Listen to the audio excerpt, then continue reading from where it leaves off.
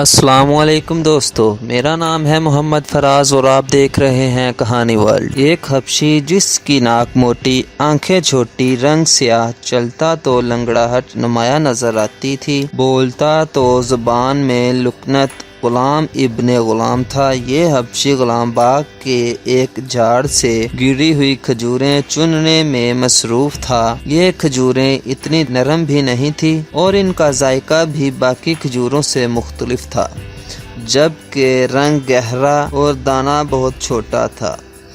اس حبشی کی جھولی میں آئی یہ کھجوریں باغ کا آخری پھل تھا، جسے اس نے شہر میں فروخت کرنے کا ارادہ کیا تاکہ کچھ پیسے جمع ہو سکیں۔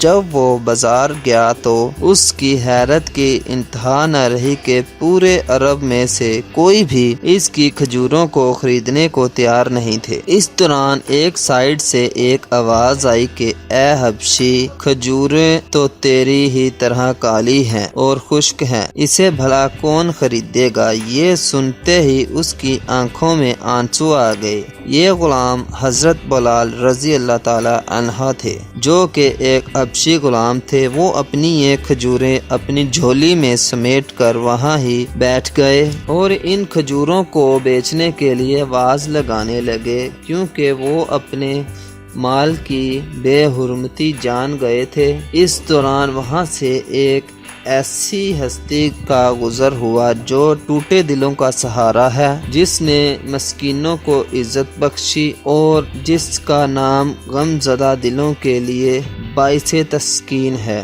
جی ہاں، وہ ہستی حضرت محمد صلی اللہ علیہ وآلہ وسلم ہیں، جو دو جہانوں کے سردار ہیں۔ آپ صلی اللہ علیہ وسلم نے حضرت بلال سے رونے کا سبب پوچھا تو سیدنا بلال نے جھولی کھول کر تمام ماجرا سنا دیا۔ حضرت محمد صلی اللہ علیہ وآلہ وسلم نے بازار کی جانب رخ کو موڑا اور آواز لگا دی کہ اے لوگو، یہ عجوہ کھجور ہے، یہ دل کے امراض کے لیے شفا ہے، یہ فالج کے لیے شفا ہے، یہ 70 امراض کے لیے شفا ہے، اور لوگو یہ تمام کھجوروں کی سردار ہے۔ جو اس کھجور کو کھائے اسے جادو سے بھی امان مل جائے۔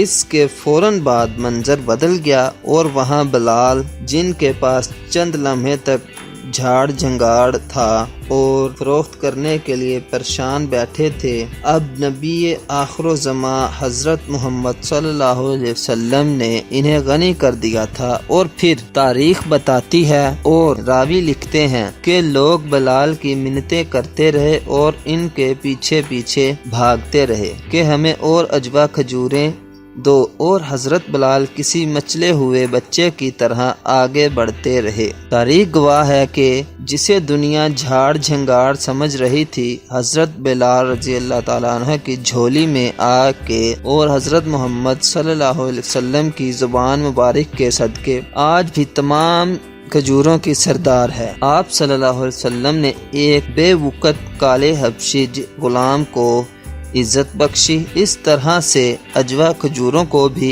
تمام کھجوروں کا سردار بنا دیا۔